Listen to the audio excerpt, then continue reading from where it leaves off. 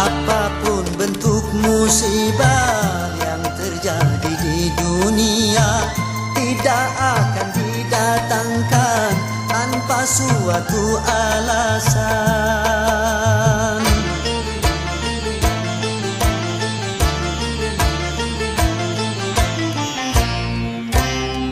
Tentang musibah yang datang, mungkin hanyalah cobaan atau mungkin peringatan, semoga bukan hukuman.